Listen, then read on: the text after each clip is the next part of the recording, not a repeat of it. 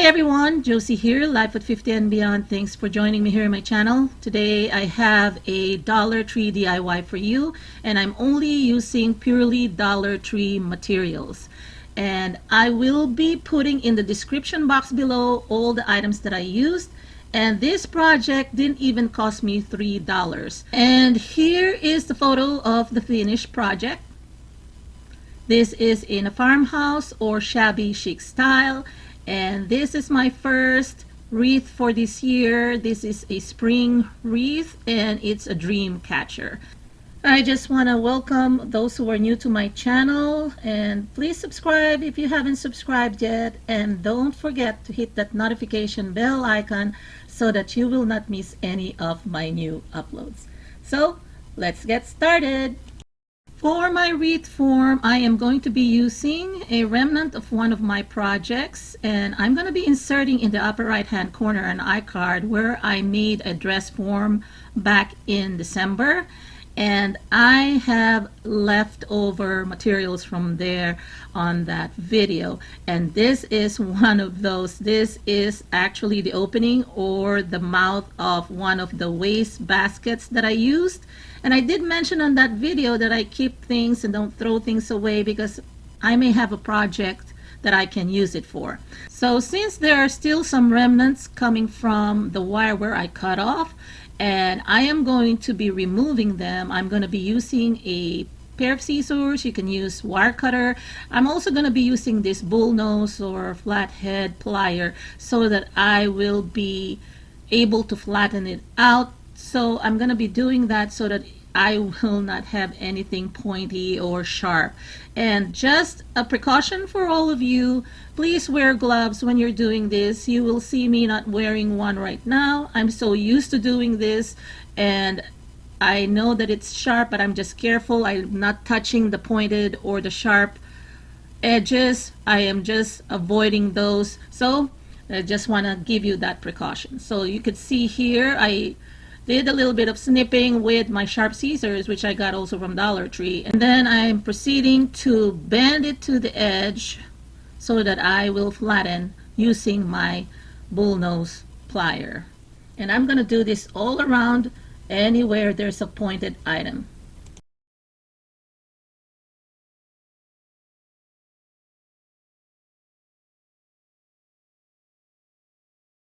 Next, I'm going to be using my twines, and I'm going to be doubling up the twines, the strands of twines, and I'm going to be winding around the form or the wreath form. I am doing a double strand, and for the exact measurement, I believe I used approximately 10 or 12 yards. The longer the better, so that you can just do it in one swoop and then cut it at the end. So to start off, I created this loop where I folded my strands, and then I put or applied hot glue here so that it will be my starting point. And this can be optional for you if you don't want to create a loop. I created the loop so that there's a place for me to hang the wreath. But if you don't want to have one and you want to just create something else later, you can do that as well.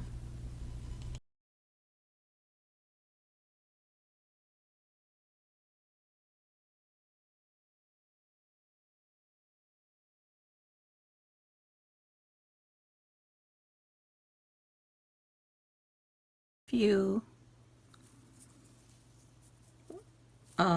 rope or twine to wind, and this was the one I started off with, and this is how I'm planning on to connect them together, is that I will tie a loop here like so. It's just because what I want to do with this is where I'm gonna hang my wreath. Okay, so I have a loop to hang my wreath.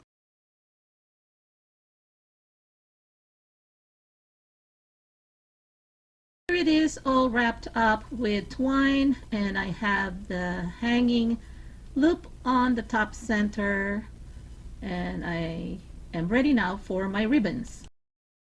The Dollar Tree sells laces such as this one. This is a remnant. I've used this in a project before. So I'm just going to be using only what I have left over because I don't want to overspend on this project. So just want to let you know that. But if you are still buying this material, that'll be $1, okay, for each roll of this ribbon. And then I'm going to also add another remnant of a blue gauze ribbon, and I'm going to put it in the middle, and then also some twine. So it's up to you what kind of length you're going to use, how much materials you're going to use. As long as they are sort of even, then you can use them. Now your first instinct, like what I've done here, is to tie a knot, and not that it's wrong, but what I'm going to do is I'm going to put a loop and then insert the two tails there, or the two ends, and then I can showcase two strands at a time. Much better than having a knot that can be bulky and harder to kind of keep straight. And I'm going to do that with all the ribbons. And I'm also going to be using strands of strings or twines that I used to surround or wrap the wire earlier, so that it will also be part of the tail for the dream catcher wreath.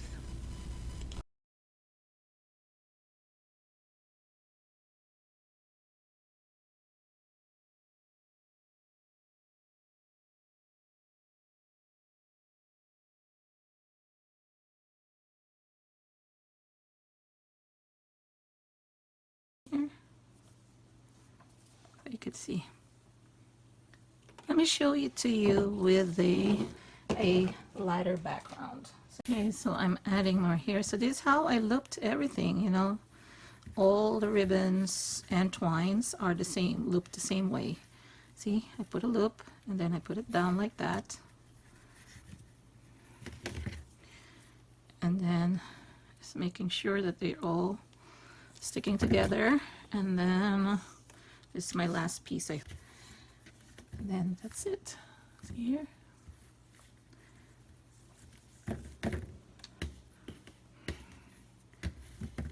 That's the one. All right. Here we go.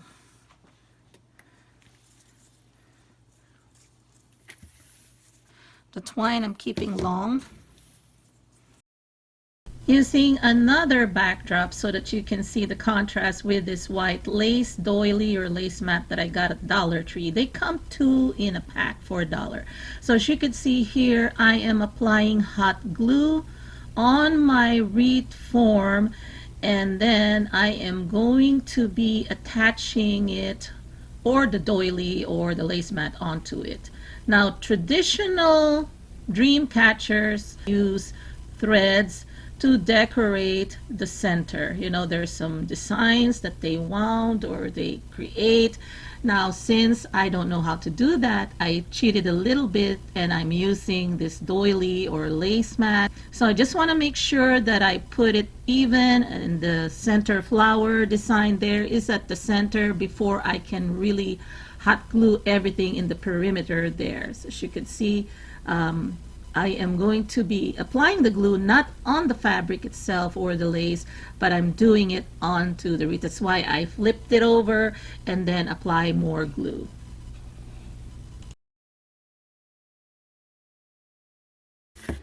So this is where I'm going to put glue.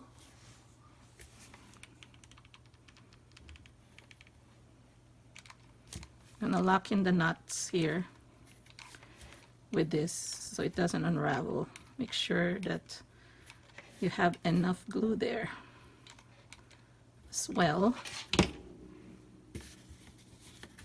and pull it.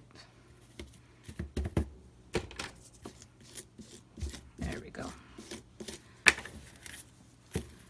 All right, now wait for it to dry, and then you can cut all the excess fabric.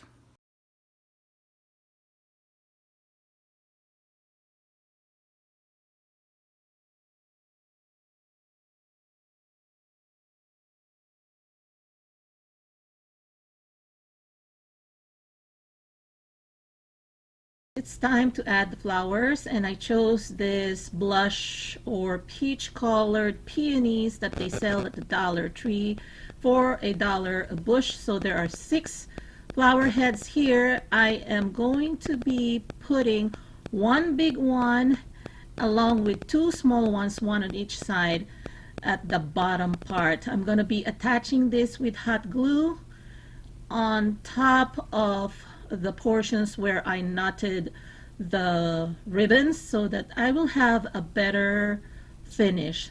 So it's up to you if you want to surround this perimeter of this wreath with flowers, but I like to keep it simple and cleaner. So I'm just going to be cutting, like I said, 3 pieces of flowers, one big one at the center, 2 small ones, one on each side, hot gluing them to cover the knots here at the bottom.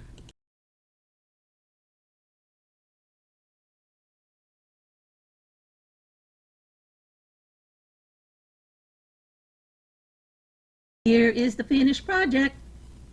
I really love the way it looks like hanging on the wall as it is at the end of our hallway on the upper floor near our bedrooms. It's so beautiful. It can actually be used to decorate a girl's bedroom, a nursery, you know, make it for a romantic guest bedroom as well. You can use this to decorate even a party. For example, if you're having a baby shower, even a bridal shower, or weddings, you know, decorate the church pews or the chairs. If you're having garden weddings, it will really look great there. It's a shabby chic romantic style, and it's farmhouse style too. And I hope you will recreate this project. Let me know in the comments section down below if you are planning to do so. And also, I'm planning to make a bigger version of this. Watch out for that. That'll be upcoming soon as well. I've already started the process. Remember my wreath form that I used, a hula hoop wrapped with nautical rope? I've started that, using that as a base for my wreaths from spring of last year, and I changed it through the season, you know, spring, fall, and also winter. And I plan to make it as a giant dream catcher, so I'll be using multiple laces overlaid, and somehow this look will be in a bigger scale, so please watch out for that as well. So I hope you enjoyed this video, everyone. If you did, please give it a thumbs up. Please share to anyone who may be interested in this kind of design. And also, if you haven't subscribed yet, please subscribe and click that notification bell icon so you will not miss any of my new uploads. To my returning subscribers, thank you always for supporting me here in my channel. I really enjoy reading your comments, and I hope to talk to you again on my next video, everyone. Take care and God bless. Bye-bye!